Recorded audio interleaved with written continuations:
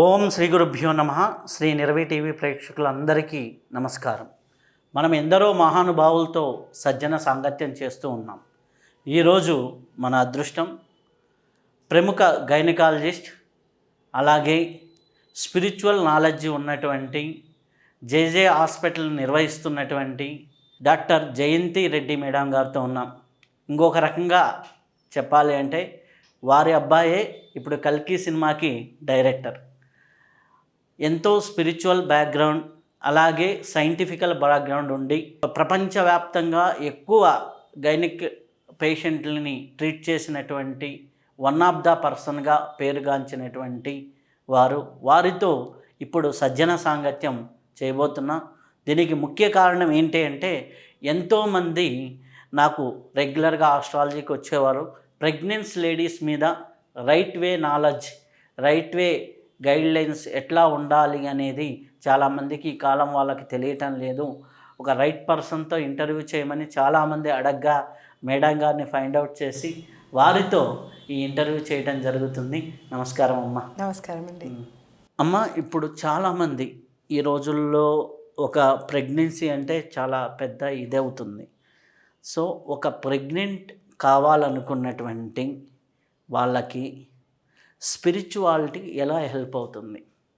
ఇది చాలా deep question. ఎందుకంటే ఫస్ట్ ఆఫ్ ఆల్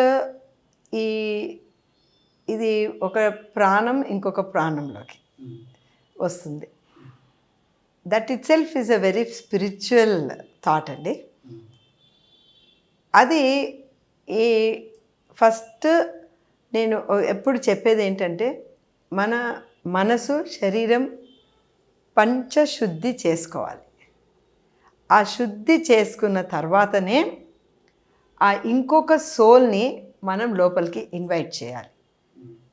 అండ్ ఎప్పుడు కనుక మనము ఒక రకంగా వ్యవహరిస్తామో అలాంటి సోలు మనల్ని ఎత్తుక్కుంటూ వస్తుందని నా నమ్మకం.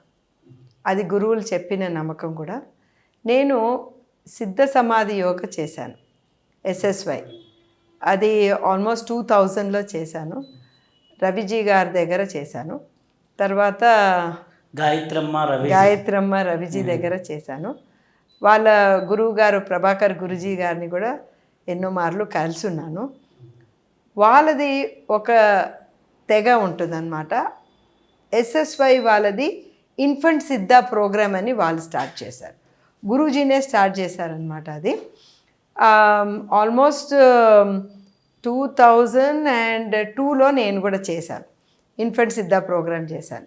సో దాంట్లో ఏంటంటే how to invite the baby, తర్వాత how to talk to the baby, and how to give ఆ బేబీకి కడుపులోనే ఉన్నప్పుడు ఆ సంస్కారాలన్నీ మనం ఎలా ఇవ్వచ్చో ఇవన్నీ కూడా ఉంటుందన్నమాట దాంట్లో. ప్లస్ నేను ఈ అభిమన్యు థియరీ, ప్రహ్లాదుని థియరీ ఇవన్నీ కూడా నమ్ముతాను.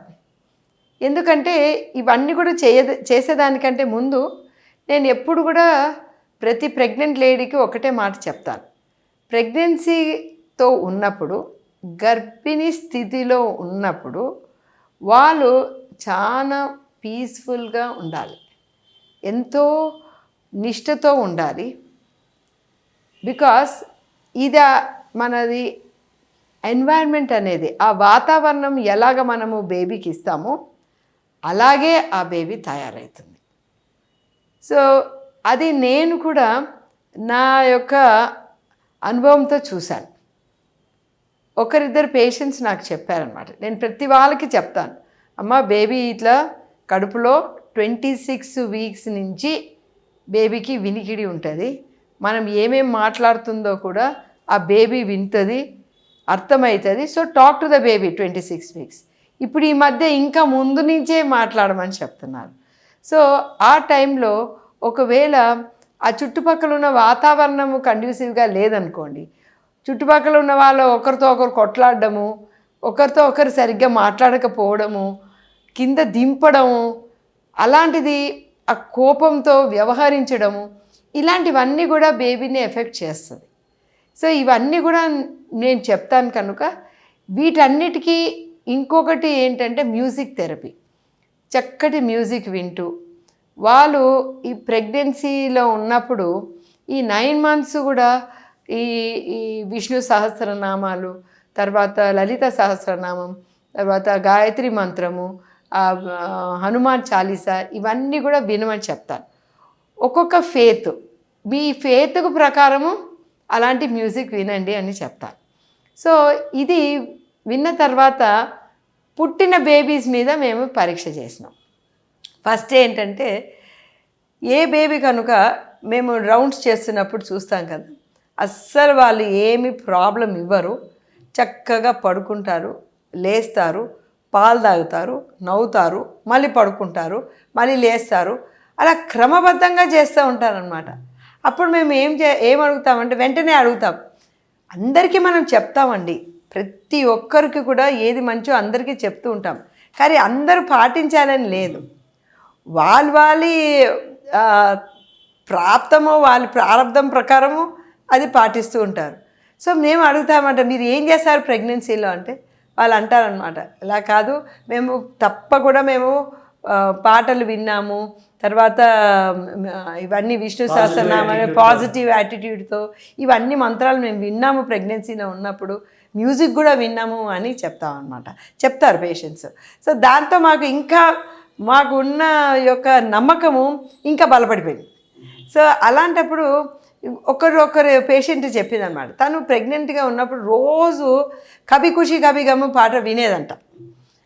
తర్వాత డెలివరీ అయినాక టైం లేదు, బేబీతో చాలా బిజీ అయిపోయిందంట. ఆ పైన ఏమైంది, సడన్గా ఒకరోజు టీవీలో వచ్చింది ఆ పాట. ఈ బేబీ పాకుతున్నాడనమాట, సడన్గా ఆగాడంట. ఆగి వెనుతిరిగి చూశాడంట, ఎక్కడి నుంచి వస్తుంది ఈ పాట అంటే ఆ అబ్బాయి కడుపులో ఉన్నప్పుడే విన్నాడు ఈ పాట. సో డెఫినెట్లీ దెర్ ఈజ్ ఈ చిన్నప్పుడు మనం విన్నాం కదా, ప్రహ్లాదుడు విన్నాడు హరినామ స్మరణం కడుపులోనే చేశాడని, తర్వాత అభిమన్యుడు ఈ పద్మవ్యూహం ఎలా ఛేదించాలో అవన్నీ కూడా కడుపులో విన్నాడని చెప్పేసి, ఇవన్నీ అభిమన్యుని థియరీస్ అనమాట. ఇవన్నీ నిజమేనండి. మనము ఎలాంటి సంస్కారాలు మన బేబీకి ఇవ్వాలనుకుంటామో అది గర్భిణీ స్థితిలో ఉన్నప్పుడే మనం ఇవ్వాల్సిన అవసరం ఎంతన్నా ఉన్నది. అయితే అమ్మ, దీనికి నేను కూడా ఒక ఎగ్జాంపుల్, ఒక అమ్మాయి ఎక్స్పీరియన్స్. ఇప్పుడు 4 years బేబీ, ఆ బేబీ వాళ్ళ మదర్ గాయత్రి మంత్రం బాగా చేశారు. చేసిన తర్వాత ఇప్పుడు ఆ అమ్మాయి ఎక్స్పీరియన్స్లు అప్పుడప్పుడు షేర్ చేస్తుంటే, ఆల్రెడీ వాళ్ళకి ఇంకో బేబీ ఉన్నారు, ఆ బేబీ కొద్దిగా హార్ష్గా ఉంటాడు. ఈ అమ్మాయి ఎట్లా అంటే వాళ్ళ మదర్కి బాగలేకపోతే వాళ్ళ డాడీ దగ్గరికి వెళ్ళి, ఈరోజు నువ్వు స్నానం చేయిస్తేనే చేస్తా, లేకపోతే నువ్వు వండితేనే డాడీ ఆకలే అవుతుంది, మమ్మీ ఆకలి కావటంలా, అంటే డాడీ వండితేనే తింటా, ఇట్లా అనమాట. అంటే అక్కడున్న సిచ్యువేషన్ని బట్టి ఆ అమ్మాయి ఆ విచక్షణ, కొన్ని వర్డ్స్ ఎక్కడెక్కడో సంస్కృతం వర్డ్స్ మాట్లాడేస్తుంది.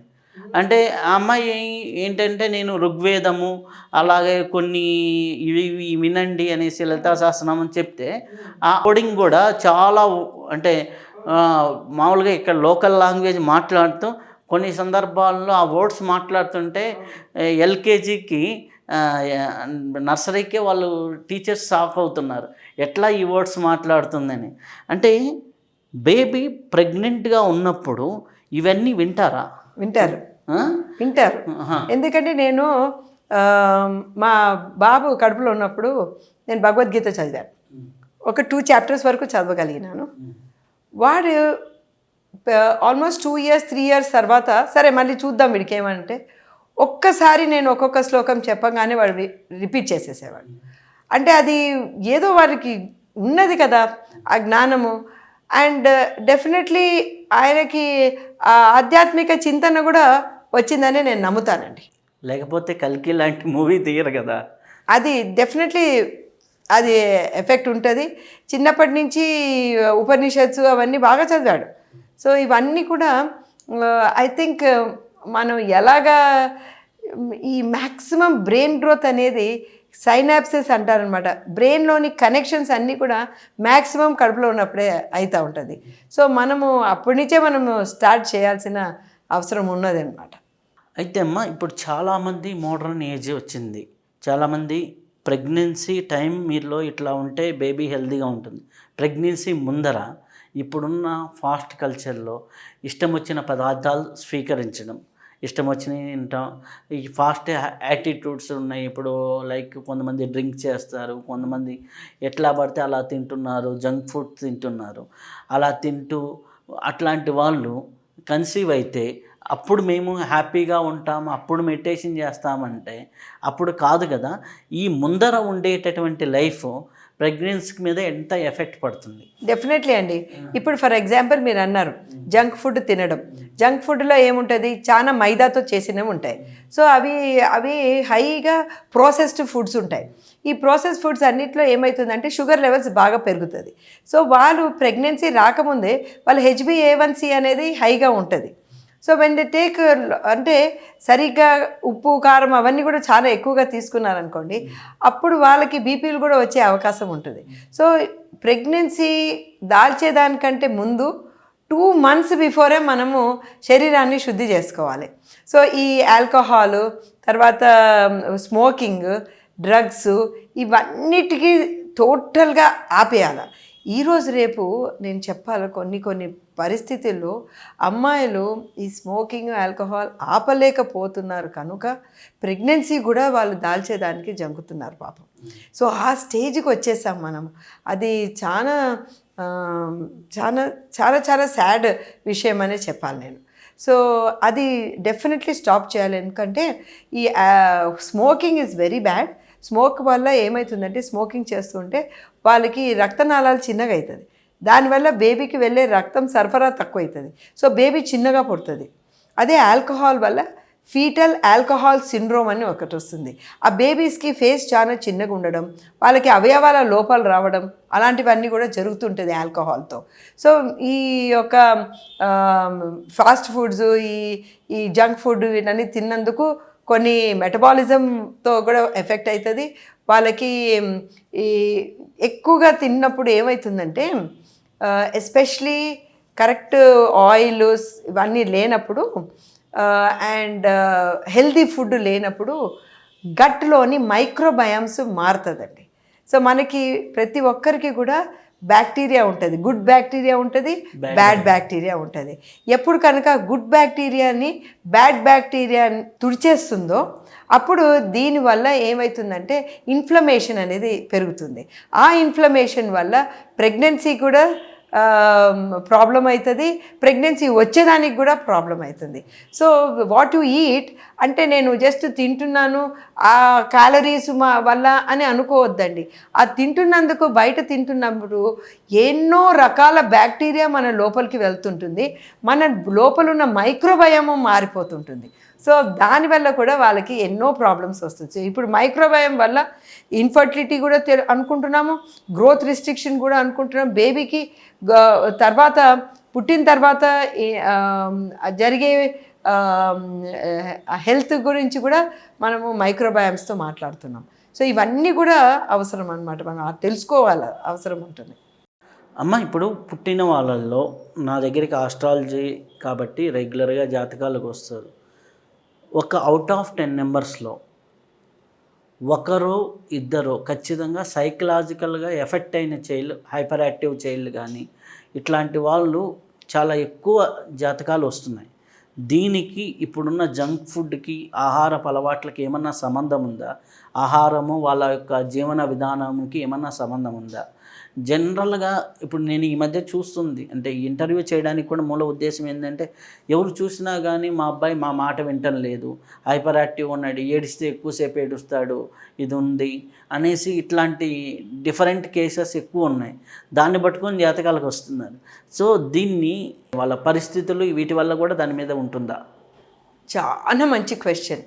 ఈ మధ్యకాలంలో మేము హైపర్ యాక్టివ్ చిల్డ్రన్ చాలా బాగా ఎక్కువగా చూస్తున్నాము. ఆటిజం అనేది కూడా చాలా ఎక్కువగా చూస్తున్నాము. ఇది ఏంటంటే ఫస్ట్ ఇంట్రాయూట్రైన్ పరిస్థితిలోనే, అంటే కడుపులో ఉన్నప్పుడే వాళ్ళకి ఎక్స్పోజర్ అనేది, దేనికి ఎక్స్పోజర్, నాట్ ఓన్లీ ఫుడ్, ఇందాక మనం ఫుడ్ గురించి మాట్లాడినాం, తిండి గురించే కాదనమాట. ఈ యొక్క ఎలక్ట్రోమాగ్నెటిక్ వేవ్స్, తర్వాత ఈ సౌండ్ వేవ్స్, ఇవి మన టీవీలో నుంచి, తర్వాత ఎలక్ట్రోమాగ్నెటిక్ వేవ్స్, సెల్ ఫోన్స్లో నుంచి, తర్వాత ఐప్యాడ్స్లో నుంచి ఇలాంటి వేవ్స్ కూడా కడుపులోకి వెళ్ళి ఆ బేబీని ఎఫెక్ట్ చేస్తుంది అనమాట. సో తర్వాత పుట్టిన తర్వాత కూడా ఎప్పుడు కనుక బేబీ తినడం మొదలు పెడతారు, చాలామంది చెప్తారనమాట 9 నెలల వరకు బేబీ బాగానే ఉండేనండి, దాని తర్వాత పాడైపోయింది. 9 నెలల వరకు ఏంటి, వాళ్ళు ఆహారం తినేంత వరకు, పాలు తాగేంత వరకు ఏమనరు. 6 నెలల తర్వాత బేబీ వాళ్ళకి తెలుస్తుంది అనమాట, నాకు ఇది కావాలంటే ఏడిస్తే ఇస్తారు అని చెప్పేసి ఆ పిల్లలకి అది అలవాటు అవుతుంది. ఆ టైంలో ఏమవుతుంది, తల్లిదండ్రులు ఈజీగానే అన్నం పెట్టచ్చు అని చెప్పేసి ఏదో ఒకటి ఐప్యాడ్ పెట్టేస్తారు, అందులో ఏదో ఒకటి చూపిస్తూ ఉంటారు. ఇంకొక విషయం ఏంటంటే ఈ మధ్యకాలం మనము నేర్పించేది కూడా ఐప్యాడ్ ద్వారా ఎక్కువ అయిపోయింది. అది మన తెలుగు పాటలు కూడా అందులో నుంచి పోయమ్స్ ఉంటాయి కదా, నర్సరీ రైమ్స్, ఇవన్నీ కూడా చిట్టి చిలకమ్మ అనుకుంటూ అలాంటి పాటలు కూడా అవన్నీ కూడా మనం పాడొచ్చు కదా, మనం నేర్చుకోవచ్చు కదా, పిల్లలకి అది నేర్పించవచ్చు కదా. అందులో నుంచే మనం చూపించాలని ఏముంది, అందులో నుంచి వచ్చే ఎలక్ట్రోమాగ్నెటిక్ వేవ్స్ ఎంత ఎఫెక్ట్ చేస్తుంది. ఎస్పెషలీ చిన్నపిల్లలకి 5 years వరకు మ్యాంటల్ ఆఫ్ ది బ్రెయిన్ అంటారు, అంటే that bone part of the brain cover చేస్తుంది కదా మన స్కల్, అది చాలా సన్నగా ఉంటుంది. That mantle is very very thin. అప్పుడు ఏమవుతుంది, ఈ వేవ్స్ అనేది వెళ్ళి లోపల ఎఫెక్ట్ అవుతుంది. సో ఇది మన హిందీలో అంటారు బేజా ఫ్రై అన్నట్టు, అలాగే అయిపోతుంది అనమాట ఆ బ్రెయిన్ అంతా కూడా. అయ్యి వాళ్ళకి ఒక డ్రగ్ అబ్యూస్ చేసిన వాళ్ళకి ఎలాగ అడిక్షన్ లాగా ఉంటుందో ఆ సెంటర్సే ఎఫెక్ట్ అవుతుంది. సో దానివల్ల ఏమవుతుందంటే వాళ్ళు ఇంటర్నలైజ్ అయిపోతారు పిల్లలు, వాళ్ళకి చుట్టుపక్కల ఏం అవసరం లేదు, ఆ ఇంటర్నలైజ్ అయిపోయి ఇంకా అదే కావాలని. ఐ కాంటాక్ట్ ఉండదండి. ఫస్ట్ థింగ్ మనం చూడవలసింది ఏంటంటే హైపర్ యాక్టివ్ అవుతున్నారు పిల్లలు అంటే ఐ కాంటాక్ట్ ఉండదు వాళ్ళకి. ఐ కాంటాక్ట్ ఉండదు, they become very aggressive and ఏమైనా ఇవ్వకుంటే వాళ్ళకి దొల్లి ఏడవడం మొదలు పెడతారు. సో కానీ రూట్ కాజ్ ఏంటి, వాళ్ళు లోపలికి వెళ్ళిపోయిన ఇంటర్నలైజ్ అయిపోయినారు. సో దానివల్ల వాళ్ళు ఆటిజం అంటే మీనింగ్ ఏంటి, ఆటిజం వాళ్ళే వెళ్ళిపోయినారు లోపల అని అర్థం. హైపర్ యాక్టివ్ ఏంటి, ఫస్ట్ ఆటిజం ఇదంతా ఒక స్పెక్ట్రమ్ అన్నమాట. హైపర్ యాక్టివ్ అంటే ఇంకా ఎక్కువగా తిరిగేయడము, అరవడము, వాళ్ళు రచ్చ చేయడము, మాటలు వినకపోవడం, ఇవన్నీ it's part of the same spectrum. So ఇది మనము గమనించాల. ఎప్పుడు కనుక చైల్డ్ ఇలాగ ఇంటర్నలైజ్ అవుతుందో అప్పుడు ఇవన్నీ సోషల్ మీడియాస్ అన్నీ కట్ చేసేసేయాలన్నమాట. చాలా మనము రూత్లెస్గా ఉండాలి ఆ టైంలో. మనమే కాదు, మన ఇంట్లో ఉన్న వాళ్ళు ఎవరెవరు టీవీలు చూస్తున్నారో అందరూ కూడా రూత్లెస్గా ఉండాలి. బిడ్డ పండుకున్న తర్వాత మీరు టీవీలు చూసుకోండి, బిడ్డ పండుకున్న తర్వాత మీరు మీ వాట్సాప్లు చూసుకోండి, మీ యూట్యూబ్లు చూసుకోండి. అన్నీ పెద్ద మనుషులు ఎస్పెషల్లీ మన ఇంట్లో ఉంటారు, వాళ్ళే ఎక్కువగా చూస్తారు. ఈ మధ్య అయితే ఐప్యాడ్లు పెట్టుకొని పెద్ద మనుషులు, ఇప్పుడు మన ఇంట్లో వర్కింగ్ విమెన్ తల్లి తండ్రి వాళ్ళు బయటికి వెళ్తారు, ఉద్యోగం చేస్తారు, లేదా ఇంట్లో పని చేస్తుంటారు, కానీ ఇంట్లో ఉంటారు చూడండి పెద్ద మనుషులు, వాళ్ళందరూ కూడా అడిక్ట్ అయిపోయినారు. సో ఐప్యాడ్స్కి అడిక్ట్ అయిపోయినారు, యూట్యూబ్లకి, అన్నిటికీ. సో వాళ్ళు కూడా మనసు చాలా గట్టిగా చేసుకోవాలి. బిడ్డ ఎస్పెషలీ 5 years ఉండేంత వరకు they should not see any of these things, that is TV and cell phone, iPad and laptop, all these things. వీటన్నిటిలో నుంచి వచ్చే రేడియేషన్ వల్ల కూడా చాలా దెబ్బతీస్తుందండి వీళ్ళకి. అమ్మ, నా దగ్గరికి ఒకటి విచిత్రమైన కేసు వచ్చింది ఒక ఫ్యూ months బ్యాక్. ఒక 8 years బేబీ మదర్ని అడిగింది, అమ్మ నిన్ను ఎలా చంపితే నువ్వు హ్యాపీగా ఉంటావు అని అడిగింది. అడిగితే ఆమె భయపడేసి అది ఎక్స్ప్రెస్ చేయటమే చాలా షాకింగ్గా ఉంటుంది కదా. అమ్మ కలిసి జాతకానికి తీసుకొని వస్తే నేను అమ్మాయితో మాట్లాడుతూ ఉంటే ఆ అమ్మాయికి వాళ్ళ మదర్కి సిఐడి అని ఈ క్రైమ్ స్టోరీ చూడటము, క్రైమ్ స్టోరీ చూపిస్తూ అన్నం తినిపించడం అలవాటు చేసి అన్నంతో పాటు వెళ్ళిపోతుందండి ఆ సంస్కారము. అంటే ఆ అమ్మాయి ఏంటి, పోలీస్ అయితే ఇంత ప్రయోజనం ఉంది అని చెప్పాలని చూసింది. ఈ పోలీస్ క్యారెక్టర్ కాకుండా రివర్స్ విలన్ క్యారెక్టర్గా అమ్మాయి కనెక్ట్ అయిపోయి నిన్ను పాయిజన్ ఇచ్చి చంపాలా, నిన్ను ఉరేసి చంపితే హ్యాపీనా, ఇన్ని రకాలుగా చెప్తుంది. 8 years బేబీ అనమాట. అలాగే ఇది నాకు వాళ్ళు ఆ ఫుడ్ పెట్టేటప్పుడు ఇట్లా చూపించడము అనేది అంత ఎఫెక్ట్ చేస్తుందా? డెఫినెట్లీ చేస్తుందండి. మీరు ఫుడ్ పెట్టేటప్పుడు అంటున్నారు కదా, నేను చెప్తాను ఇంకొక విషయం. ఫుడ్ వండేటప్పుడు కూడా మనం చాలా కేర్ఫుల్గా వండాలి. మన పాజిటివ్ ఎనర్జీస్ కూడా మనం వంట చేసే దాంట్లో ఉండాలన్నమాట. నేను చూశాను ఒకసారి, మా మనవడే ఒకసారి వంట చేసే ఆవిడ కొంచెం గలాట చేసుకుంటూ కొంచెం ఇంకొకరితో మనస్పర్ధతో మాట్లాడుతూ వండింది. ఆ రోజు మా బిడ్డ తిననే లేదండి. That means so much negative energy went into that food. So you have to be careful. మనం తినేది కూడా వంట చేసే వాళ్ళని చాలా సంతోషంగా ఉంచాలి. వాళ్ళు హ్యాపీగా ఆడుతూ పాడుతూ వంట చేయాలి. ఇంకా వీలైతే మంచిగా మంత్రాలు పెట్టుకొని మరీ వంట చేస్తే దాంట్లో నుంచి వచ్చే పాజిటివ్ ఎనర్జీ మనకి ఎట్లాంటి బలం అన్నది ఇస్తుందండి. I believe in that. Because ఇవన్నీ శబ్దం అన్నమాట. శబ్దంలో మన సంస్కారం నుంచి చెప్పింది ఏంటి, ఋగ్వేదము ఇవన్నీ వేదాల నుంచి ఎలా వచ్చిందంటే it's the power of the sound. ఆ సౌండ్ని అది ఆ ఫుడ్లో రంగరించి, ఆ ప్రేమ కూడా రంగరించి అప్పుడు తయారు చేసి అది పెట్టవలసిన అవసరం ఉంది. సో పిల్లలతో మనం కథలు చెప్పుకుంటూ మనం కథలు చెప్పాలి, మనం పాటలు పాడాలి, మనం డాన్స్ చేసుకోవాలి. అలా చేసుకొని తర్వాత పుస్తకాలు తీసుకురండి. ఎన్ని పుస్తకాలు, బొమ్మలు, రకరకాల వాళ్ళ ఇంటెలిజెన్స్ని స్టిమ్యులేట్ చేసే బొమ్మలు తీసుకురండి. అంతేగాని ఈ సెల్ ఫోన్, ఈ ఐప్యాడ్లు ఏంటండి నాకు అర్థం కాదు. దీనివల్ల వాళ్ళ మెంటల్ నుంచి లోపలికి వెళ్ళిపోతున్నది ఆ రేడియేషన్ అంతా కూడా. And I will tell you 4 babies మేము ఇలాగ ట్రీట్ చేశాము. క్లియర్గా చెప్పాం, you get your baby back, మళ్ళీ నీ బేబీ నీకు కావాలా? మేము చెప్పింది చాలా స్ట్రిక్ట్గా పాటించండి. ఫస్ట్ అండ్ ఫార్మోస్ట్ ఇవన్నీ కూడా మీరందరూ కూడా మనసు గట్టిగా చేసుకొని అస్సలు ఏది చూపించకండి బేబీకి. అరిచి గీపెట్టి చేసినా కూడా పర్వాలేదు. ఆ చైల్డ్ ఎట్లాంటిది ఎలా చూడడం మొదలు పెడుతుంది అండ్ మనుషులతో మాట్లాడదు. ఇంతకుముందు అమ్మ నాన్న తాత అంటున్న అమ్మాయి ఇప్పుడు ఏమీ అంటలేదన్నమాట. అన్నీ స్టాప్ అయిపోయింది. మైల్ స్టోన్స్ బాగా వస్తున్న అమ్మాయి స్టాప్ అయిపోయింది. అండ్ షుగర్స్ స్టాప్ చేయమన్నాం, చాక్లెట్స్ స్టాప్ చేసి ఇది ఒకటి చెప్తే ప్లస్ నేను చెప్పినట్టు మీరు మాట్లాడుతూ కథలు చెప్పుకుంటూ బీ ఇన్వాల్వ్ విత్ దట్. పిల్లలు ఎలా అంటే దే వాంట్ కంపెనీ. వాళ్ళు పుట్టిందే నేర్చుకునేదానికి. వాళ్ళ బ్రెయిన్ రోజుకు పెరుగుతూ ఉంటుంది. వాళ్ళు ప్రతిదీ కూడా నేర్చుకోవాలి. మీరు ఒక చిన్న బేబీని చూస్తే వాళ్ళు బోర్ల పడడం నేర్చుకొని మళ్ళీ రోజు దాన్ని ప్రాక్టీస్ చేస్తారు. మళ్ళీ పాకేది నేర్చుకుంటే దాన్ని ప్రాక్టీస్ చేస్తారు. ఎట్లా నిలబడాలని చెప్పేసి రోజు ప్రాక్టీస్ చేస్తారంటే వాళ్ళ నైజం ఏంటంటే కొత్తది నేర్చుకోవాలి. అది మనం ఆ స్టిమ్యులస్ ఇవ్వాలి.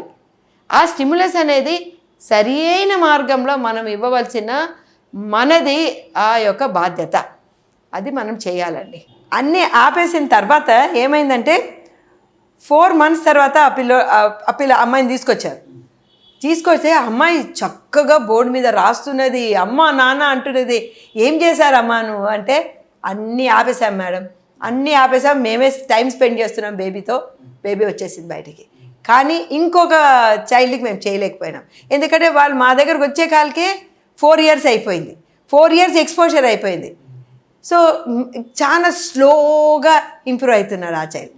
సో ఇట్స్ ఆల్ దట్ తొందరగా మనం పట్టుకోవాలి, ఇలా జరుగుతుందని తెలుసుకోవాలి, ఆయా స్టిమ్యులస్ని స్టాప్ చేయాలి. మనం ఈ పర్టిక్యులర్ ఏజ్లో మనం బతుకుతున్నాము, ఈ సోషల్ మీడియా ఏజ్లో మనం బతుకుతున్నాము.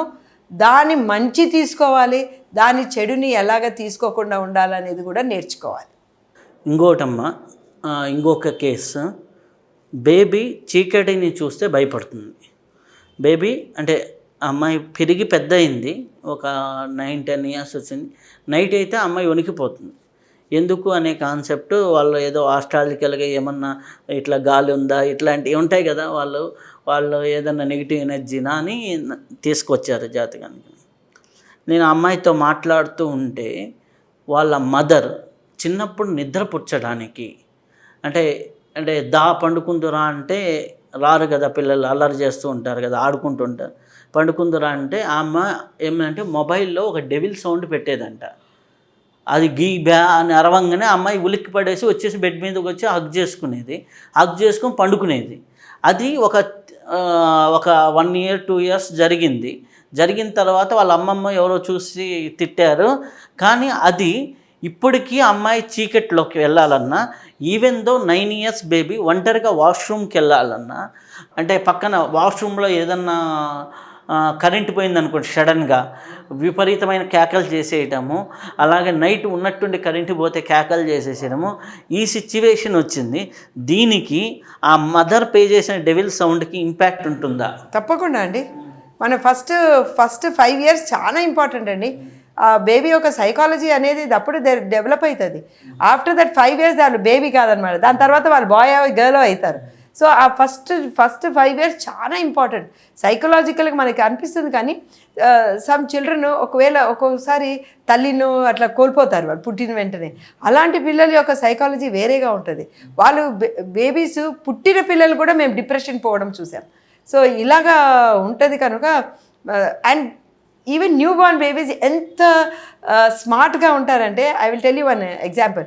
ఒకసారి ఒక తల్లి వచ్చేసి తను పాలు ఇవ్వలేకపోయింది. వాళ్ళ అక్క అప్పుడే డెలివరీ అయింది. సో ఆ బేబీకి ఫీడ్ చేస్తూ ఉండింది. తను వచ్చి ఈ బేబీకి పాలు ఇచ్చిపోయింది. ఈ బేబీ ఎట్లుంది, నాకు ఈ తల్లే కావాలి, నాకు ఆ తల్లి వద్దన్నట్టు. ఎందుకంటే ఇక్కడ పాలు వస్తున్నది, అక్కడ పాలు ఇవ్వలేకపోతున్నది అని. సో 1 day old బేబీకి అంత ఇంటెలిజెన్స్ ఉంటుంది. సో ఇది ఎందుకు ఉండదండి, తప్పనిసరిగా ఉంటుంది. So it is very very important. మనము ఒక్కొక్క అడుగు, మనము ఒక్కొక్క మాట పిల్లలకి 5 ఏళ్ల వరకు ఏది మనం చెప్తామో ప్రతిది కూడా మనం తూచి చెప్పాల్సిన అవసరం. అంటే ఇప్పుడు పెద్దవాళ్ళు చెప్తుంటారు అక్కడ దెయ్యం ఉంది, ఇక్కడ పాము ఉంది, తప్పండి. అవన్నీ కూడా ఇంపాక్ట్ చూపుతాయి. అవన్నీ కూడా బ్రెయిన్లో అవన్నీ కూడా కండిషన్ అయిపోతుంది. ఆ కండిషనింగ్ మనం చేయకూడదు, అది మనది తప్పు. We should not do that. ఎప్పటికి కూడా వాళ్ళు ధైర్యంగా పోయేటట్టు మనం చేయాలి. ఇప్పుడు బేబీ చికెన్ అంటే భయపడుతుందంటే, ఇప్పుడే పుట్టిన బేబీస్కి ఏముండదు, వాళ్ళ పాపం నడిచే పిల్లలు వెళ్ళిపోతారు వాళ్ళు ఎక్కడికి. మనమే భయపెడతాం వాళ్ళని, మనం భయపెట్టిస్తుంటాం. అది కాదండి, మనం వాళ్ళు వెనక వెళ్ళాలి. వాళ్ళు ఏమీ ప్రమాదంలో వచ్చి ఇరుక్కోకుండా ఉండాలని మనం చూసుకోవాలంతే. అయితే అమ్మా, ఇప్పుడు ప్రెగ్నెంట్ అనేది అంటే ఈ కాలంలో చూసుకుంటే చాలా అంటే ఇప్పుడు పుట్టిన బేబీలు ఇదైతే ప్రెగ్నెంట్ అవ్వటం కూడా చాలా కష్టంగా అవుతుంది. సో ఈ అవ్వటం అనేది ఎందుకు కష్టంగా మారుతుంది? ఫస్ట్ అండ్ ఫార్మోస్ట్ ఏంటంటే, ద బెస్ట్ టైం ప్రెగ్నెన్సీ వచ్చేదానికి 20 సంవత్సరాల నుంచి 25 సంవత్సరాలు.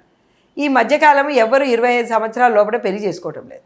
అందరు లేటుగా, అంటే వాళ్ళు చదువు అంటారు. చదువు అయిపోయిన తర్వాత మగవాళ్ళకి ఈక్వల్గా మనము చదువుతున్నాం, మనము ఉద్యోగం చేయాలంటారు. సో ఉద్యోగం చేసిన తర్వాత అయ్యో ఇప్పుడే ఉద్యోగం చేసినాం కదా, కెరియర్ అంటారు. మరి కెరియర్ అంటే మళ్ళీ మనం అందులో టీమ్ లీడర్ అంటారు. సో అలాగా పోస్ట్పోన్ అయిపోతూ ఉంటుంది. సో అలాగే పోస్ట్పోన్ అయిపోతున్నదండి. సో ద ఫస్ట్ థింగ్ ఏంటంటే, మనం బాడీ యొక్క బయాలజీని అర్థం చేసుకోవాలి. మ్యాక్సిమం ఇప్పుడు ఇంతకుముందు మనం ఎండోమెట్రియోసిస్ ఇంత చూసేవాళ్ళం కాదు, ఫైబ్రాయిడ్స్ ఇంత చూసేవాళ్ళం కాదు, మళ్ళీ ఇప్పుడే ఎందుకు ఇంత చూస్తున్నాము?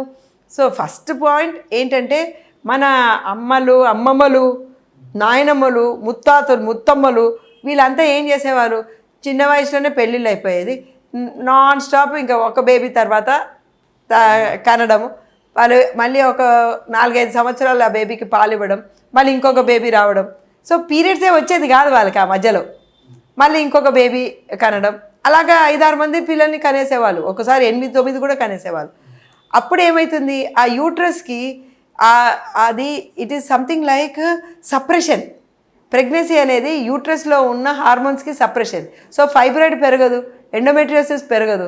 సో ప్రెగ్నెన్సీ వల్ల, లాక్టేషన్ వల్ల వాళ్ళకి యూట్రస్ ష్రింక్ అవుతుంది, అంటే పెద్దగా అవుతుంది, ఫీడింగ్ అప్పుడు ష్రింక్ అవుతుంది.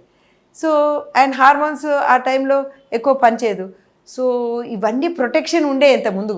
ఇప్పుడు ఆ ప్రొటెక్షన్ లేదు, లేటుగా పెళ్లి చేసుకుంటున్నారు, పెళ్లి చేసుకున్నాక కూడా పెళ్ళని కంటం లేదు. సో అండ్ అనదర్ థింగ్, ఇవన్నిటికీ యాడింగ్ ఏంటి, పీపీపీ, పెస్టిసైడ్స్, పొల్యూషన్స్, ప్లాస్టిక్స్, ఇవన్నీ కూడా యాడ్ అయిపోయిందనమాట. ఈ పొల్యూషన్స్ ఇవన్నీ యాడ్ అయిపోయినందుకు ఏమవుతుంది, సో వాళ్ళకి పాలిసిస్టిక్ ఓవరీస్ రావడం, హార్మోనల్ ఇంబ్యాలెన్సెస్ రావడము, తర్వాత ఎండోక్రైన్ డిస్రప్షన్ అవ్వడము, ఇలాంటివన్నీ జరుగుతున్నాయి. సో దానివల్ల ఇంకొంచెం లేట్ అయిపోతున్నాయి. సో ఇలాగ జరుగుతూ ఉన్నదండి. సో దానివల్ల లేట్ అయిపోతున్నది, ట్రై చేసినప్పుడు కూడా ఇంకా తొందరగా రావటం లేదు. సో ఇలాంటివన్నీ ప్రాబ్లమ్స్ ఉంటున్నాయి. అయితే అమ్మ, కొంతమంది మొన్న విచిత్రంగా ఒకరు వచ్చారు. ఏంటి అంటే బేబీ పుట్టింది, హ్యాపీగా ఉంది, హెల్దీ బేబీ, చాలా బాగుంది. బేబీకి పాలు ఇస్తే మదరు నా అందం పోతుంది అనే కాన్సెప్ట్తో ఆవిడ సాఫ్ట్వేర్ ఇంజనీరు, పాలు ఇవ్వను అనే కాన్సెప్ట్లో కూర్చుంది. ఆవిడ జాతకం పట్టుకొని నా దగ్గరికి వచ్చారు. ఇది కూడా వస్తారా జాతకాలకి?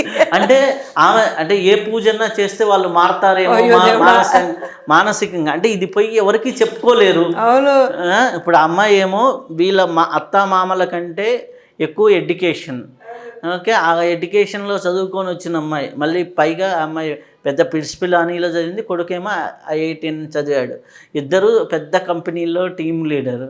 సో బేబీని పెట్టింది. 1.5 మంత్ ఉంది. 1.5 మంత్ తర్వాత నేను మిల్క్ ఇస్తే నేను తగ్గిపోతా, ఇట్లాంటి అంటే ఐడియాలజీ అనేది ఈ కాలం అమ్మాయిల్లో ఉంది. అది ఎంతవరకు కరెక్ట్? తప్పండి. బ్రెస్ట్ ఫీడింగ్ చేస్తుంటే తల్లికి కూడా అడ్వాంటేజ్, బిడ్డకు కూడా అడ్వాంటేజ్. సపోజ్ మనము ప్రెగ్నెన్సీలో 20 kgs పెరిగినామనుకోండి, విదిన్ 2 months బాగా బేబీకి ఫీడ్ చేసామనుకోండి, ఆ 20 kgs కూడా తగ్గిపోవచ్చు. సో మదర్కి ఒరిజినల్ ప్రీ ప్రెగ్నెన్సీ వెయిట్ వచ్చేదానికి బ్రెస్ట్ ఫీడింగ్ చాలా హెల్ప్ చేస్తుంది. యాక్చువల్లీ ఫిగర్ మళ్ళీ నార్మల్కి వచ్చేదానికి హెల్ప్ చేస్తుంది. So I think that's all wrong. ఇది బ్రెస్ట్ ఏమైనా సాగింగ్ అవుతుంది అంటే బ్రెస్ట్ సపోర్ట్ ఇచ్చి బ్రెస్ట్ ఫీడింగ్ చేయొచ్చండి. సో ఐ డోంట్ థింక్ అలాంటి అపోహలన్నీ కూడా మనం తొలగించాలా. కానీ ఈ మధ్య ఇంకోటి ఏంటంటే బ్రెస్ట్ పంప్తో బ్రెస్ట్ ఫీడింగ్ అదే మిల్క్ తీసి బేబీకి ఇచ్చిపోతున్నారు. ఈ బ్రెస్ట్ పంప్స్ చాలా ఎక్కువైనాయండి. సో బ్రెస్ట్ పంప్ వల్ల 2 డిసడ్వాంటేజ్లు నేను చెప్తా. ఫస్ట్ ఏంటంటే మదర్కి బేబీకి skin to skin contact and bonding అనేది ఉండదు. ఏంటంటే వాళ్ళు తొందరగా జాబ్కి వెళ్ళిపోవాలని చెప్పేసి ఆ తపన. సో అదే ఏదో మిస్ అయిపోతాము, అక్కడికి వెళ్తాం, ఇక్కడ మిస్ అయ్యేది వాళ్ళు చూసుకోరు. ఆడేదో ఆఫీస్లో మిస్ అయిపోతామని చెప్పేసి అది చూసుకుంటారు. ఇక్కడ బ్రెస్ట్ ఫీడింగ్కి పంప్తో అది పంపింగ్ చేసేసి ఫ్రిడ్జ్లో పెట్టి అక్కడ నాని ఉంటుంది, వాళ్ళు తాపిస్తూ ఉంటారు. సో ఫస్ట్ ఆ బ్రెస్ట్ ఫీడింగ్ పంపు వాడడం, దానివల్ల స్కిన్ టు స్కిన్ కాంటాక్ట్ లేకపోవడం. సెకండ్ థింగ్ ఏమవుతుందంటే ఈ బాటిల్తో ఇచ్చినప్పుడు ఆ బాటిల్ని మళ్ళీ స్టెరిలైజ్ చేయాలి కదా, ఆ బాటిల్స్ అన్నీ కూడా మళ్ళీ ప్లాస్టిక్ ఉంటుంది. ఆ ప్లాస్టిక్ మనం ఎప్పుడు ఎంత స్టెరిలైజ్ చేస్తుంటే అంత మైక్రో ప్లాస్టిక్స్ మళ్ళీ బేబీకి కడుపులో వెళ్తుంది. సో బేబీకి అలర్జీస్ ఇవన్నీ కూడా వచ్చే అవకాశం ఎక్కువగా ఉంటుంది. అండ్ ఆల్సో బ్రెస్ట్ ఫీడింగ్ వల్ల డెంటిషన్ అవన్నీ కూడా బాటిల్ ఫీడింగ్ వల్ల డెంటిషన్ ప్రాబ్లమ్స్, ఇలాంటి ప్రాబ్లమ్స్ రావచ్చు. సో అందుకోసం అని చెప్పేసి బ్రెస్ట్ ఫీడింగ్ అనేది 6 months అయినా ఇవ్వాలని చెప్పేసి మన గవర్నమెంట్, ఇండియాలో గవర్నమెంట్ 24 weeks మెటర్నిటీ లీవ్ ఇస్తారండి. సో 24 weeks వాళ్ళు పోని అవసరం లేదు, చక్కగా ఎక్స్క్లూజివ్ బ్రెస్ట్ ఫీడింగ్ 6 months ఇవ్వచ్చు. అస్సలు మంచి నీళ్ళు కూడా లేకుండా 6 months బేబీకి ఎక్స్క్లూజివ్గా ఇవ్వచ్చండి. తర్వాత 6 monthsకి ఎట్లా మన వాళ్ళు అన్నప్రాసం చేస్తారు, దాని తర్వాత అన్నం పెట్టేసేయండి, ఉగ్గు పెట్టేసేయండి, దెన్ స్లోలీ వీన్ ఆఫ్ చేసేయచ్చు. 1 year 2 years కల్లా వీన్ ఆఫ్ చేయొచ్చు. సో బేబీ ఎక్స్క్లూజివ్గా బ్రెస్ట్ ఫీడ్ చేసిన బేబీ ఎంత స్ట్రాంగ్గా ఉంటుంది. తర్వాత బాటిల్ మాత్రమే ఇచ్చే బేబీకి వాళ్ళకి ఎంత ఇన్ఫెక్షన్స్ వస్తుంది, ఇవన్నీ కూడా చాలా డిఫరెన్స్ ఉంటుందండి. అయితే అమ్మా ఇంకొకటి, నేను ఈ మధ్య ఇప్పుడు మామూలుగా డెలివరీ అయిపోయిన తర్వాత స్టెమ్ సెల్ స్టోరేజ్ అంటారు, అది ఈ మధ్య బాగా ఎక్కువైపోయింది. దానివల్ల ప్రయోజనం ఏంటి? ఇప్పుడు మన ప్లాసెంటా ఉంటుంది కదండి, ప్లాసెంటా నుంచి బేబీకి ఒక బొడ్డు తాడు వెళ్తుంది. ఆ బొడ్డు తాడి బొడ్డుకి కనెక్షన్ అవుతుంది. ఈ ప్లాసెంటా ఏమో తల్లి యూట్రస్కి కనెక్షన్ ఉంటుంది. సో ఆ బొడ్డు తాడు లోపల జెల్లీ లాగా ఉంటుంది ఒక సబ్స్టెన్స్. ఆ జెల్లీ లోపల మీసెన్కైమల్ స్టెమ్ సెల్స్ అని ఉంటాయి. ప్లస్ ఈ పర్టికులర్ బొడ్డు తాడులో కూడా బ్లడ్ ఉంటుంది అనమాట, రక్తం ఉంటుంది. ఆ రక్తం లోపల కూడా మీసెన్కైమల్ స్టెమ్ సెల్స్ ఉంటాయి. సో ఇవి మనము సెపరేట్ చేసి అది మనం స్టోరేజ్ చేయగలిగితే రేపొద్దున ఏమైనా ప్రాబ్లమ్స్ ఉంటే ఈ బేబీ కోసమో లేదా ఇమీడియట్ రిలేటివ్స్ కోసమో మనం ఉపయోగించుకోవచ్చు. అది HLA టైపింగ్ ఉండాలా, ఆ HLA టైపింగ్ ఉన్న వాళ్ళకి మనం ఉపయోగించుకోవచ్చు. సో అది మెయిన్లీ బ్లడ్ ప్రాబ్లం ఉన్న వాళ్ళకి, థాలసీమియా, సికిల్ సెల్ అనీమియా, ఇట్లాంటి బ్లడ్ ప్రాబ్లమ్స్ ఉన్న వాళ్ళకి పుట్టిన బేబీకి ఏమైనా వస్తే టోటల్గా అది నిర్మూలించి తర్వాత బ్లడ్ క్యాన్సర్స్కి మొత్తం ఉన్న బ్లడ్ అంతా కూడా ఇరేడియేషన్ వేసి తీసేసి ఇది వాళ్ళకి ట్రాన్స్ఫ్యూజన్ లాగా ఇవ్వచ్చు అనమాట. సో అట్లా ఉపయోగపడుతుంది. ఈ స్టెమ్ సెల్స్ సెపరేట్ చేస్తే ఈ స్టెమ్ సెల్స్ ఇప్పుడు దాన్ని డిఫరెన్షియేట్ చేసి ఐలెట్స్ ఆఫ్ ప్యాంక్రియాస్ అంటే ఇన్సులిన్ తయారు చేసేదానికి కూడా ఉపయోగించుకోవచ్చు. తర్వాత హార్ట్ ప్రాబ్లం ఉంటే హార్ట్లోకి ఇంజెక్ట్ చేయొచ్చు, కిడ్నీ ప్రాబ్లం ఉంటే కిడ్నీకి ఇంజెక్ట్ చేయొచ్చు. అది ఎక్కడ మనం ఇంజెక్ట్ చేస్తే అక్కడ కొత్త రక్తనాళాన్ని తయారు చేసి అక్కడక్కడ మనం ట్రీట్మెంట్ చేయొచ్చు. సో ఇవన్నీ మనం చూస్తుంటే వెన్ యూ గో బ్యాక్ ఆ కౌరవులు ఎట్లా పుట్టారో ఆ స్టెమ్ సెల్స్ అవన్నీ కూడా సంథింగ్ లైక్ దిస్ ఓన్లీ వాళ్ళు తయారై ఉంటారు. ఇంకోటమ్మా, నేను ఒక గురువుగారి దగ్గర విన్నది, చిన్నప్పుడు బ్రహ్మరంధ్రం అనేది చాలా స్మూత్గా ఉంటుంది. అప్పుడు ఎవరైతే ఎత్తుకొని పెంచుతారో వాళ్ళతో ఒక తెలియని ఒక హార్ట్ రిలేషన్ అంటే హృదయ సంబంధం అనేది ఉంటుంది అంటారు. అది ఎంతవరకు నిజం? అంటే మీరు ఇందాక చెప్పారు స్కిన్ టచ్తో పెంచితే అది వేరు అనేసి. అలాగే నానమ్మలు కానీ ఇప్పుడు ఎవరైనా పెంచారనుకోండి, వాళ్ళకి ఏం జరిగినా ఎక్కడున్నా కానీ వీళ్ళు ఎంత దూరంలో ఉన్నా కానీ ఏదో వాళ్ళకి ఏదో అయిందని ఒక ఇంట్యూషన్ లాగా ఉంటుంది. వీళ్ళకి ఏదన్నా అయినా వాళ్ళకి కనెక్ట్ అవుతుంది. అలా ఒక కనెక్టివిటీ అని ఉండేది. ఇంత ముందర ఏంటంటే ఉమ్మడి కుటుంబాల్లో అందరూ ఎత్తుకొని పెంచే వాళ్ళు, అందరితో బాండింగ్ ఉండేది. ఆ ఎత్తుకొని పెంచినప్పుడు ఆ రిలేషన్ అంటే 1 year 2 years వరకు బాగా ఎత్తుకొని పెంచడం వల్ల వచ్చే ఆ ఆర్ట్ కనెక్షన్ అనేది ఎలా ఉంటుంది? అది ఎంతవరకు నిజం? అది మీరే చెప్పాలి. బికాజ్ అంత డెప్త్లోకి we have not gone. Only అందరికీ ఎవరన్నా ఎపిసోడిక్గా వాళ్ళ ఎక్స్పీరియన్స్ చెప్తే అలాగా విన్నాను అనమాట. సమ్ పీపుల్ వాళ్ళ ఫాదర్కో ఎవరికన్నా ప్రాబ్లం వచ్చేక ముందు వీళ్ళకి కళలు రావడము లేదా అట్లా ఫీల్ అవ్వడము అలాంటిది నేను విన్నాను. So they must be something to it, that extra sensory perception అనేది ఉంటుంది. I feel something must be. నేను నా హాస్పిటల్కి కనెక్ట్ అయ్యి ఉంటానేమో. ఒకసారి నేను నేపాల్కి వెళ్ళాను అనమాట ఒక ఎగ్జామ్ రాసేదానికి. సడన్గా నేను మా వారితో అన్నాను, అప్పుడు ఎప్పుడు ఇది సమ్వేర్ ఇన్ 94 సంథింగ్, 91 94లో ఆ టైంలో 95లో. అయితే మా వారితో అన్నాను, నాకు సడన్గా ఏదో అనిపిస్తున్నది, హాస్పిటల్కి ఫోన్ చేయాలని. అక్కడికి వెళ్ళి ఇంటర్నేషనల్ బూత్ ఉంటుంది కదా, ఇంటర్నేషనల్ ఫోన్ కాల్స్ చేయాలని. అప్పుడు ఈ సెల్ ఫోన్స్ లేదు, ఏమీ లేదు. వెళ్ళి ఫోన్ చేస్తే అప్పుడు వాళ్ళు అన్నారు, జయంతి మేమే అనుకుంటున్నాము ఈ పేషెంట్ డెలివరీ కావటం లేదు, ఇంకా డాక్టర్ దొరకటం లేదు ఎవరు. So that is something that ఆ వేవ్ అనేది I think if you develop that antenna to receive it, perhaps you will be able to do it. It's not thing, అది ఆ సాధనతో స్లోగా మనం రిసీవ్ చేయగలము, మనం బ్రాడ్కాస్ట్ కూడా చేయగలం. That needs a lot of Sadhana, but it is possible. అయితే అమ్మ, ఇప్పుడు సాధన అనేది వచ్చింది కాబట్టి ఒక యోగా కానీ ఒక మెడిటేషన్ కానీ ఒక మంత్ర సాధన కానీ ప్రెగ్నెంట్ లేడీకి ఎంత హెల్ప్ అవుతుంది? ప్రెగ్నెంట్ బిఫోర్ నుంచి వాళ్ళు సాధనలో ఉంటే ఎటువంటి చైల్డ్ సమాజానికి ఇవ్వచ్చు? అది చాలా ఇంపార్టెంట్ అండి. అది మనము అర్థం చేసుకోవాలి.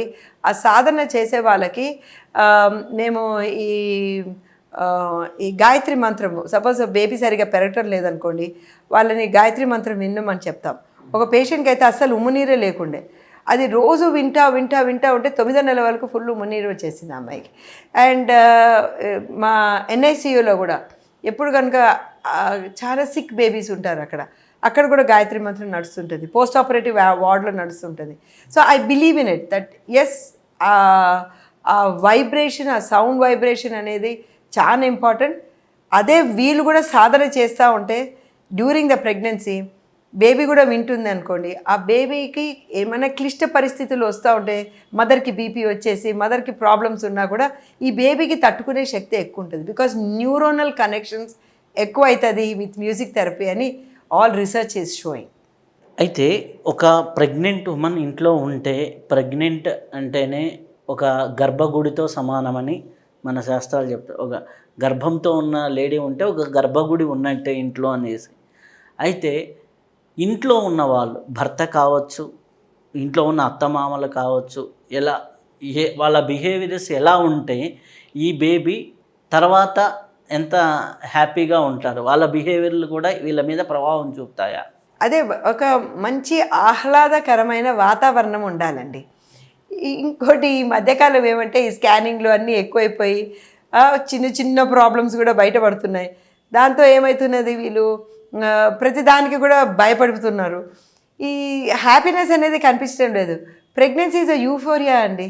ఆ హార్మోన్స్ వల్ల ఆ అమ్మాయి ఎక్కడో ఉండాలన్నమాట. చాలా హ్యాపీగా ఆహ్లాదంగా ఉండాల్సింది అది కొంచెం తక్కువగా అనిపిస్తుంది.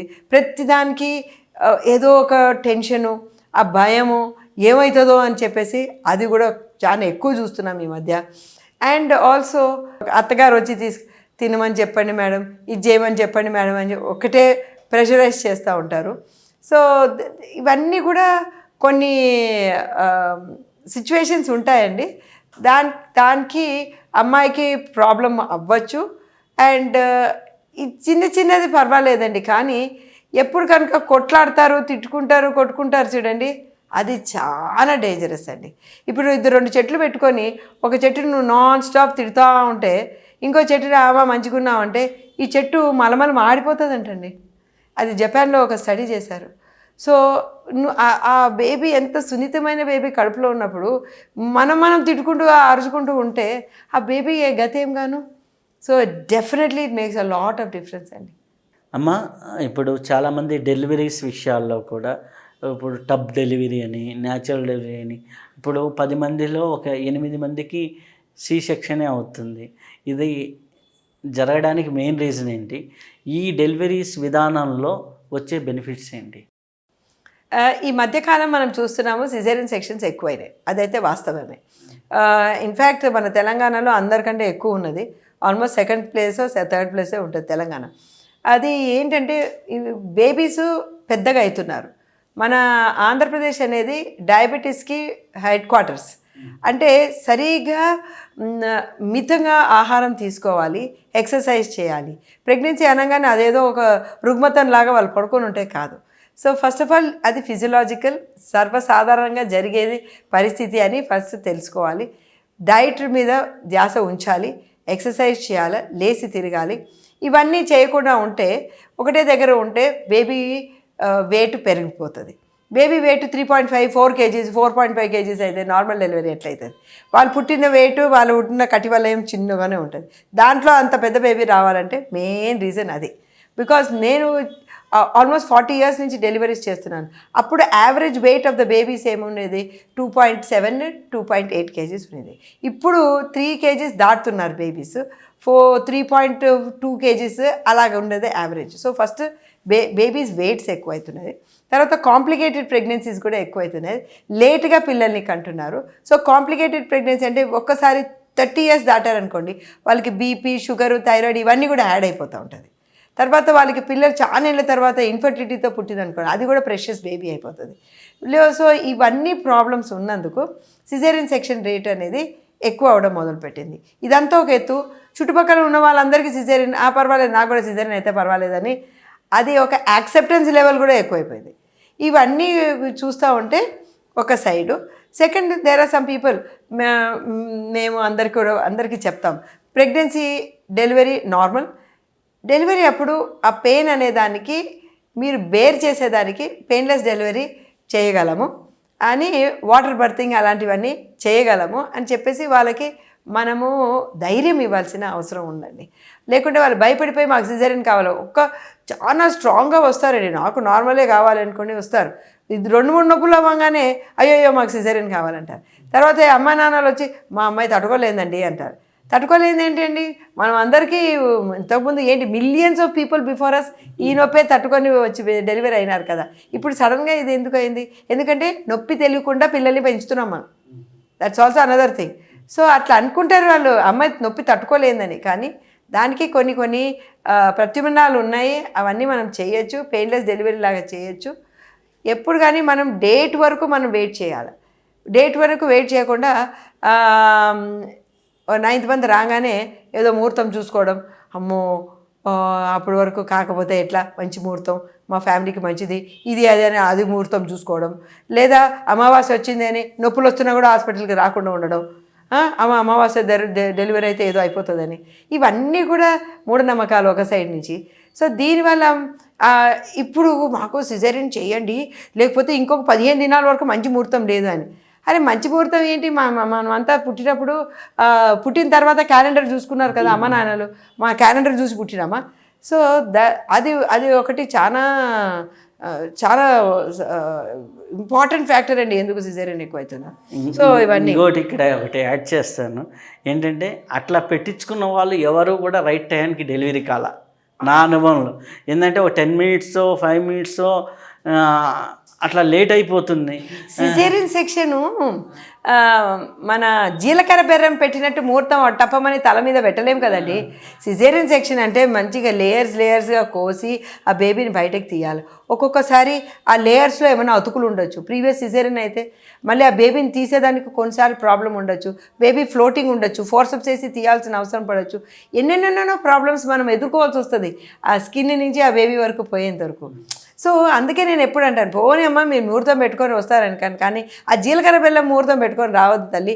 ఒక రేంజ్ ఇవ్వండి, 1వ పాదం 2వ పాదం ఈ టైం నుంచి ఈ టైం వరకు ఉంటుంది కదా, ఆ టైం రేంజ్లో ఇవ్వండి మీరు. అంతేగాని ఇట్లా టప్పుమని వస్తుంది అదే 147కి బేబీ డెలివరీ అవ్వాలండి, ఇట్స్ నాట్ కరెక్ట్. అప్పుడు ఇలా కట్ చేసి ఇలా వెయిట్ చేసి సరిగ్గా 147కి ఆ బేబీ తీయడం, అప్పుడు ఒక్కొక్కసారి బేబీకి తల్లికి బ్లడ్ లాస్ కూడా ఎక్కువ అవ్వచ్చు. సో మెనీ ప్రాబ్లమ్స్ అదే. So always you must give a range time. అంతే. ఇప్పుడు ఆ డేలో మార్నింగ్ టైం అనో ఇట్లా ఇవ్వగలగడం, మేము కూడా ఇచ్చేటప్పుడు అట్లానే చెప్పగలం, కానీ ఒక రేంజ్ ఇవ్వండి, రేంజ్ ఇవ్వాలి. కానీ అదే ఇప్పుడు పర్టికులర్ టైం ఇస్తే, మొన్న ఒక అమ్మాయికి ఇట్లాని మాకు పర్టికులర్ కావాలని అంటే నేను ఒక హాఫ్ అన్ అవర్ గ్యాప్లో ఇచ్చాను. ఆడ బొంగనే అమ్మాయికి అనస్థీసియా ఎక్కల. అది కదా, ఒకసారి స్పైనల్ అనస్థీసియా రాదు, మొద్దుబారదు, అప్పుడు ఏం చేస్తాం? So we can't do anything. అప్పుడు నేను ఒకటే అంట, అది దేవుడిచ్చిన టైము, మనం ఎవరం పెట్టేదానికి, ఆయన డిసైడ్ చేసినాడు. ఫస్ట్ బ్రెత్ లాస్ట్ బ్రెత్ ఎవడు డిసైడ్ చేయరు. ఆ ఫస్ట్ బ్రెత్ ఎప్పుడైతే అవును ఉందో అప్పటి వరకు భగవంతుడు వెయిట్ చేయిస్తాడు, లేకపోతే ఆయన ఏ క్యాలిక్యులేషన్ చేస్తాడు. ఆయన టైం ప్రకారం పుట్టింది అంతే అని చెప్పుకోవాలి. అంతే. మనం ఇంకోసారి ముహూర్తం పెడతాం, అది వాళ్ళకి నొప్పులు ముందర రోజు వచ్చేస్తుంది. So what can you do? That is all designed by God. మనమేంటి, we cannot decide all this. కొంతమంది ఉంటారు జనరల్గా మెడిటేషన్ చేసుకుంటూ ఉంటారు, మంచిగా ఏదో ఒక మంత్రం చేసుకుంటారు, వాళ్ళకి డెలివరీ రైట్ టైంలో రైట్ సిచ్యువేషన్లో జరుగుతుంది. అది నేను చాలామందికి గమనించా. ఇప్పుడు మీరు అన్నారు కదా రవిజీ గాయత్రి మా అని, వాళ్ళు పలానా డేట్కి పలానా టైంకి అవ్వాలి మా డెలివరీ అని చెప్పేసి మెడిటేషన్ చేసేవాళ్ళు. అదే టైంకి అయింది. ఇంకోటమ్మా, ఇప్పుడు డ్యూరేషన్ ప్రెగ్నెన్సీలో బేబీతో మాట్లాడవచ్చు అన్నారు, అది ఎట్లా? తల్లి ఎలా కమ్యూనికేట్ అవ్వాలి బేబీతో? Just talk. ఇప్పుడు మనం ఇట్లా మాట్లాడుతున్నాం అనుకో, సపోజ్ ఐఎమ్ ప్రెగ్నెంట్ లేడీ, అరే చూడమ్మా ఇప్పుడు నేను రవిజీతో మాట్లాడుతున్నాను, రవి గారితో మాట్లాడుతున్నాను అని మాట్లాడాలి. ఇప్పుడు ఇక్కడ టీవీ ఆన్ ఉన్నది, తర్వాత ఇక్కడ కార్ పోతున్నది, ఈ కార్ పోతుంది, ఈ సౌండ్ ఏంటో, ఆ తలుపు వేసినారు వాళ్ళు ఎవరో, అది సౌండ్ అని, అలాగా ప్రతి దాంతో కాన్వర్సేషన్లో ఉండాలన్నమాట బేబీతో. ఏం జరుగుతుంది, ఇది మీ నాన్నగారు, ఇప్పుడు మీ నాన్నగారు నీకు హలో చెప్తారు, ఇది మీ తాతగారు, ఇది ఈ వాయిస్ మీ తాతగారిది. అది సింపుల్ థింగ్స్ అండి, పెద్ద పెద్దది ఏం చెప్పిన అవసరం లేదు. ఈ సింపుల్ థింగ్స్ చెప్తూ ఉంటే అబ్బాయి అని వింటూ ఉంటుంది అంతే.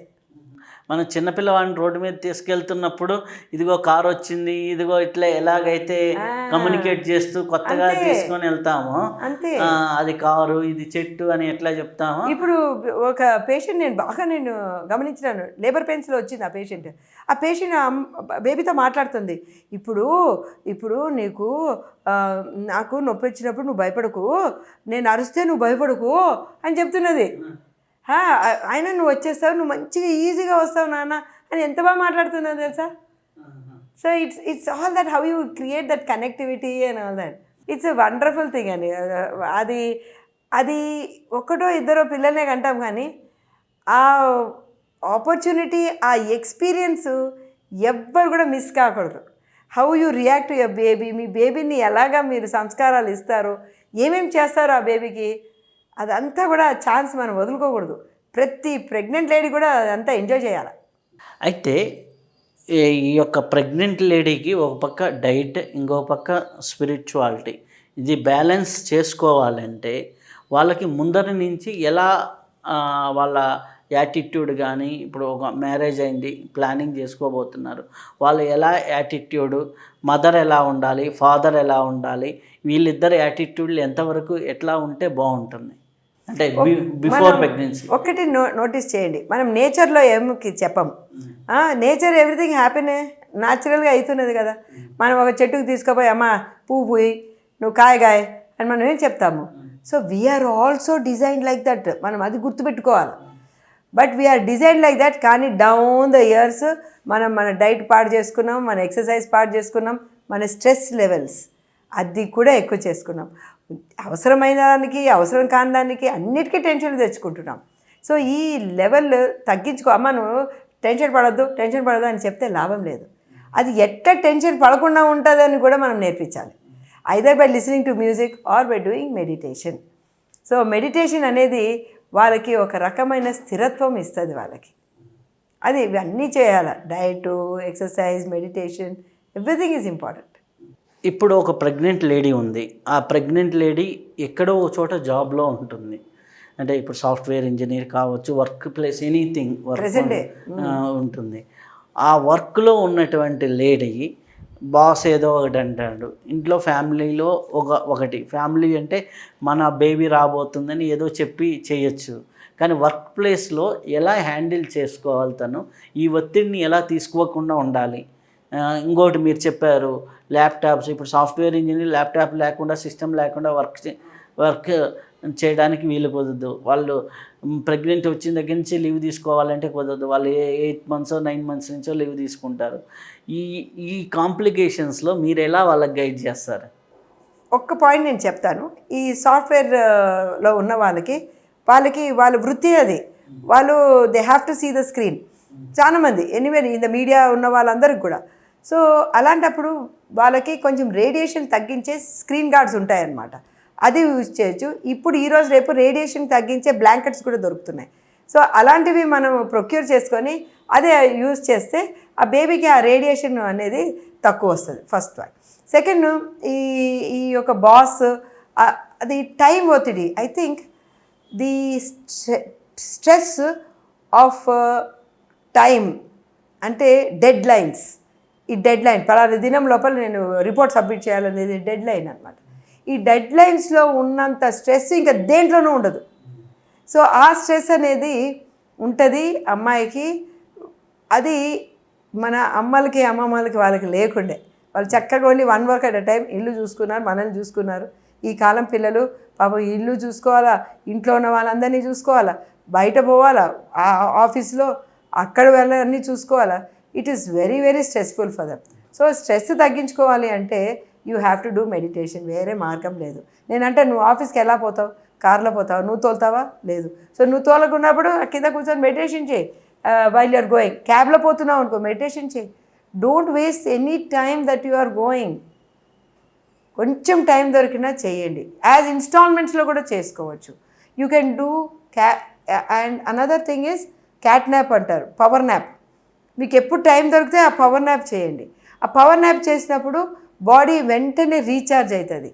REM4 అనే స్లీప్ ఉంటుంది, దాంట్లో మ్యాక్సిమం రిలాక్సేషన్ దొరుకుతుంది. సో అది మీరు సాధన చేస్తూ ఉంటే ఇమ్మీడియట్లీ REM4లోకి వెళ్ళొచ్చు. You can recharge your batteries and then come back. REM4లో ర్యాపిడ్ ఐ మూమెంట్స్ ఉంటుంది అనమాట. అంటే అది డీప్ స్లీప్. ఆ డీప్ స్లీప్లో మనకు కళలు వస్తాయన్నమాట. ఆ స్లీప్లో మనము వెళ్ళి టచ్ చేసి రాగలిగితే ఐ కెన్ డూ దిస్, ఇది యోగ నిద్ర అంటారు. ఈ యోగ నిద్రలో పడుకున్నావు అది నువ్వు మంత్రం చెప్పుకొని లేదా బ్రీతింగ్లో పాటు just relax from head to toe and you do that relaxation and automatically you will go in to that deep sleep. ఆ డీప్ స్లీప్ నుంచి REM4 నుంచి మీరు ఎప్పుడు కనుక లేస్తారో ఆ టైము యు ఆర్ యాక్టివ్ అనమాట, ఫుల్లీ యాక్టివ్. అండ్ ఆ టైంలో నీకు పాన్% అడ్వర్టైజ్మెంట్ తెలుసు కదండి. పాన్% తీసుకునే ముందు ఎట్లా కోపంగా తిడతావో, పాన్% అది ట్యాబ్లెట్ ఉంటుంది, చిన్నది ఉంటుంది కదా, ఒక స్వీట్ లాంటిది ఉంటుంది, పాన్పసంద్ అంటారు. అది స్వీట్ వేసుకున్న తర్వాత మీరు ఎట్లా తిడతారో స్వీట్గా తిడతారు చూడు, అలా ఉంటుందండి మన లైఫ్. మెడిటేషన్ చేస్తే, మెడిటేషన్ చేయకుంటే. So you have to learn. పోనీ అది మెడిటేషన్ అని అడగద్దు, బ్రీదింగ్ అనుకో, రిలాక్సేషన్ అనుకో, శ్వాసతో దాస అనుకో, ఏదో ఒకటి అనుకో. నువ్వు ఆ సాధన అయితే నేర్చుకోవాలా. అది నేర్చుకుంటేనే you can manage your boss, you can manage your husband, you can manage your mother in law, you can manage everybody, and you can be at peace of mind with everything. చాలా చాలా కృతజ్ఞతలమ్మ. చాలా అద్భుతమైన విషయాల్ని మాతో పంచుకున్నందుకు చాలా చాలా కృతజ్ఞత. వెల్కమ్ అండి, థ్యాంక్ యూ వెరీ మచ్. ఇప్పటి వరకు మనం అద్భుతమైనటువంటి జ్ఞానాన్ని తెలుసుకున్నాం. మరొక్క విశిష్ట అతిథితో కలుసుకుందాం. అంతవరకు సెలవు. నమస్కారం.